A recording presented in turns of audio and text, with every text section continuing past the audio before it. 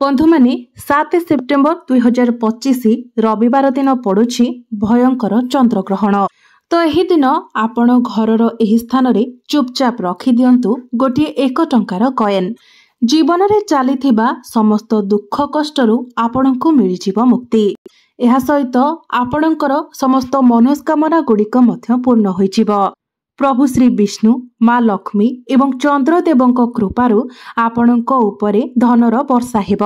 आपणଙ୍କୁ कोटिपति हेबारू केही भी अटकाई पारिबे नाही। बंधु माने सेप्टेम्बर 7 तारिख रे राहुग्रस्त पूर्ण चंद्र ग्रहण लागिबाकू जाउछि। एही चंद्र ग्रहणटी भाद्रव पूर्णिमा तिथि रे लागिबाकू जाउछि।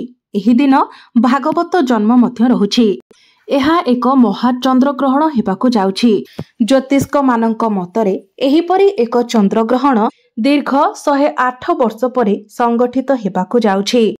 एही दिन जदि आपण तंत्र शास्त्र बा ज्योतिष शास्त्र रे लिखित एही 1 टंकिया मुद्रार गुप्त उपायटी को पालन करि नेबे तेबे आपणक जीवन रे चलीथिबा समस्त आर्थिक समस्या गुड़िक दूर होइजिवो। बंधु माने सूर्यपराग हेउ किंबा चंद्रग्रहण हेउ एही तिथि रे आपण जेउ भी उपाय पालन करिथांती तार 100 गुणा लाभ आपणको प्राप्ति होई थाए। तो बंधु माने सेही परी किछि चमत्कारी उपाय विषय जानिबा पई आपण माने भिडियोटी को स्किप न करी शेष पर्यंत निश्चय देखंतु एवं भिडियोटी को लाइक करी चैनलटी को सब्सक्राइब करि दियंतु। कमेंट बॉक्स रे भक्ति एवं श्रद्धार सहित जय श्री जगन्नाथ जय माँ लक्ष्मी निश्चय लिखंतु। बंधु माने 1 हेउछि प्रथम अंक। तो 1 टंकियाटी हेउछि मुद्रार प्रथम अंक। एहाको अत्यंत शुभ बोली माना जाई थाए। बंधु माने आपण माने देखिथिबे जे विशेषतः माँ लक्ष्मीकर पूजा समय 1 टंकिया मुद्रार विशेष प्रयोग करा जाई थाए। एहा सहित गुआ अरुआ चाउलर मध्य प्रयोग करा जाई थाए। आमे पूजार संकल्प नेबा समय हाथ रे गुआ अरुआ चाउल एवं 1 टंकिया मुद्रा रखी संकल्प नहीं थाउ। आमर हिंदू धर्म रे 1 टंकिया मुद्रार बहुत अधिक महत्व रहिछि। एक विशेष प्रकारर महत्व रहिछि। बंधु माने एही चंद्र ग्रहण दिन 21 रु अधिक शुभ जोगर संगठित हेबाकू जाउछि।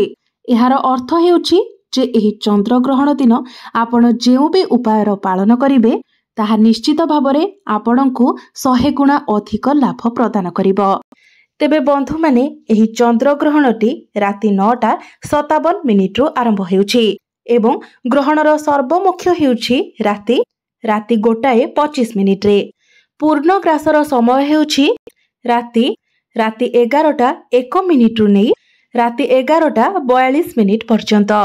एही ग्रहणर अवधि समय हेउछि 3 घंटा 29 मिनिट। तेबे बंधु माने ग्रहण आरंभर 9 घंटा पूर्वरु अर्थात दिन 12:57 रु आपण पाकत्याग एवं हांडी छाड़र नियम को पालन करिबा उचित। एहा सहित देवनीति मध्य निषेध कराजिबो। तेबे बंधु माने आजिर एही भिडियो रे मो आपणको जो चमत्कारी उपाय विषय कहिबाकू जाउछि सेति मध्यरु प्रथम उपायटी हेउछि धन वृद्धिर महा उपाय।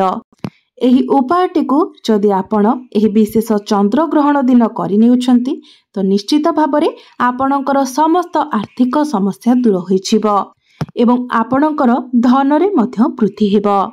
तो सेथि पई आपण एही दिन चंद्र ग्रहण आरंभ हेबा पूर्वरु अर्थात राति 9:57 पूर्वरु आपणको गोटिए पित्तलर गिना नेबार अछि। सेही गिना रे आपण गंगा जल भरि नियंतु। तापरे सेही गिनारे आपण गोटे 1 टंकिया कॉइन को रखी दियंतु। तापरे सेही गिनाटी को नै आपण निजर घरर छात ऊपर को नै जांतु। तापरे सेही गिना को आपण एपरे स्थान रे रखंतु जेउठारे पूर्ण भावरे चंद्र किरण पडुथिबो। ता पर दिन आपण स्नान कार्य सारि नियंतु एवं शुद्ध होई सेही गिनाटी को आपण छात ऊपर नै आसंतु। तापरे सेथिरे थिबा मुद्रा को नै आपण निजर धन रखुथिबा स्थान रे रखि दियंतु। जदि एही उपायटी को आपण चंद्र ग्रहण दिन करिनेउछंती तो निश्चित भाबरे आपणक जीवन रे चलीथिबा धनजनित समस्या गुड़िक दूर होइजिबो। एही मुद्राटी माँ लक्ष्मीकर आशीर्वाद भली काम करिबो। आपणक गृह को धन आकर्षण करिबार चुंबक भली कार्य करिबो। जहा फल रे आपणकर आर्थिक समस्या दूर होइजिबो। द्वितीय उपायटी हेउछि शुक्र ग्रह को मजबूत करिबार महा उपाय। बंधु माने शुक्र ग्रह को धनर कारक ग्रह बोली माना जाइथाय। माँ लक्ष्मींकर स्वरूप बोली माना जाइथाय। शुक्र ग्रहंकर नियंत्रण माँ लक्ष्मींक हातरे रहिथाय। जो व्यक्तिंकर कुंडली रे शुक्र ग्रह मजबूत स्थिति रे थांती तांकर धन जनित प्रत्येक निर्णय रे से सफल होइथांती। समाज रे एक धनी एवं प्रतिष्ठित व्यक्ति भावरे से जना जाइथांती। सेही व्यक्ति जो भी कार्य रे हाथ देइथांती सेही कार्य रे तांको सफलता मिलिथाय। तो बंधु माने एही जे उपायटी मु आपनकु कहिबाको जाउछि एहाको आपण दिन 12:57 पूर्व ही करिबार अछि। तो एही चंद्र ग्रहण दिन आपण सकाळु ब्रह्म मुहूर्तर उठी जांतु। निजर स्नान कार्य समापन करी आपण ठाकुर घर को जांतु। साथी रे गोटे लाल रंगर कपड़ा नियंतु। मने रखिबे जदि पारिबे तो आपण गोटे नाली रंगर किंबा हलदिया रंगर वस्त्र परिधान करंतु। तापरे आपणकर पूजा घरे माँ लक्ष्मींकर जदि मूर्ति अछि किंबा फोटोचित्र अछि सेही सम्मुखरे आपण बसी जांतु एवं माँ लक्ष्मीक सम्मुखरे एक शुद्ध घीयर दीप जलांतु। तापरे दुईटी 1 टंकिया मुद्रा निज हातरे आपण धरंतु। तापरे माँ लक्ष्मींकर बीज मंत्र को आपण 11 थर जप करंतु। माँ लक्ष्मींकर बीज मंत्र हेउछि ओम महालक्ष्मी नमः। एही मंत्र को आपण 11 थर जप करंतु। 11 थर एथिपाई कारण 11 संख्याटी माँ लक्ष्मींकर अत्यंत प्रिय होइथाए। तापरे सेही दुईटी मुद्रारू गोटिए मुद्रा को आपण सेही नाली रंगर कपड़ा रे गुड़ाई निजर धन रखुथिबा स्थान रे रखि दियंतु एवं अन्य गोटिए मुद्रा को निजर पर्स रे आपण रखि दियंतु। जहा फल रे आपणकर जे अजथा खर्च हेउथिला आपणकर अजथा खर्च नियंत्रण को आसी जिवो एवं आपणकर संचित अर्थरे वृद्धि हेबो। जदि एही चंद्र ग्रहण दिन आपण एतिकी उपाय करि नेउछंती आपणक कुंडली रे शुक्र ग्रह निश्चित भावरे मजबूत होई जिवे एवं भाग्य आपणकर साथ देबाको लागिबो। विभिन्न स्रोतरू आपणक निकटको धनर आगमन हेबो। धन उपार्जन करिवार विभिन्न स्रोत आपणको मिलि जिवो। धन संबंधी आपण जेउ भी निष्पत्ति नेबे सेथिरे आपण सफलता पाइबे। व्यापार वाणिज्य क्षेत्र रे आपण लाभवान हेबे।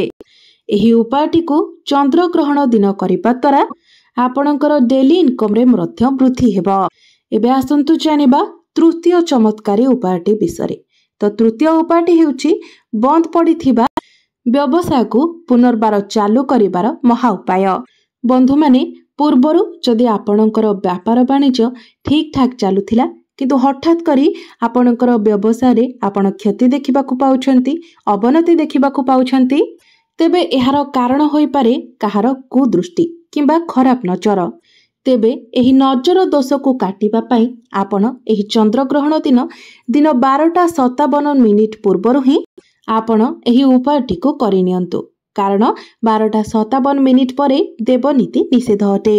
आपण निजर ठाकुर घर को जांतु एवं गोटे लाल रंगर कपड़ा नियंतु।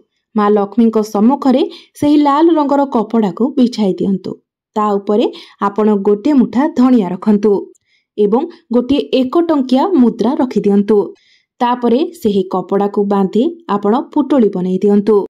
तापरे माँ लक्ष्मींक सम्मुखरे एक शुद्ध घीयर दीप जालंतु एवं सेही पुटुलीटी को निज हातरे धरी आपण माँ लक्ष्मींक सम्मुखरे आसन उपरे बसी जांतु एवं माँ लक्ष्मींकर बीज मंत्र को 11 थर जप करंतु।